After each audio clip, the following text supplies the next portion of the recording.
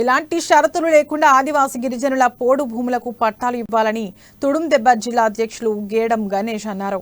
ఆదిలాబాద్ పట్టణంలోని press club లో ఏర్పాటు చేసిన మీడియా సమావేశంలో 9 తెగల ఆదివాసీ సంఘం నాయకులతో కలిసి ఆయన మాట్లాడారు. 11 కులాలను ఎస్టీ జాబితాలో కలుపుతూ అసెంబ్లీలో తీర్మానం చేయడాన్ని తీవ్రంగా ఖండిస్తున్నామని పేర్కొన్నారు.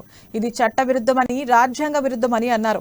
తీర్మానాన్ని వెంటనే వెనక్కి తీసుకోవాలని ముక్త కంఠంతో డిమాండ్ చేశారు. అలాగే పోడు భూములకు బేషరతుగా పట్టాలు ఇవ్వాలని, ఆదివాసీ గిరిజనులపై పెట్టిన కేసులను ఎత్తివేయాలని పేర్కొన్నారు. తీర్మానాన్ని వ్యతిరేకిస్తూ ఈ నెల 20న ఐటీడీఏను ముట్టడించనున్నట్లు వెల్లడించారు.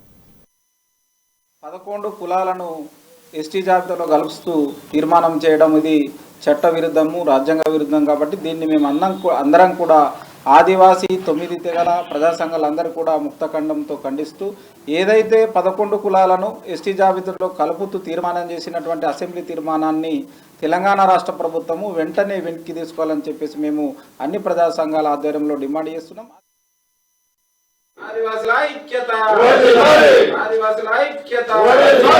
ఎలాంటి షరతు లేకుండా పోడు భూముల పట్టాలు, ఆదివాసీల ఐక్యత, ప్రభుత్వాల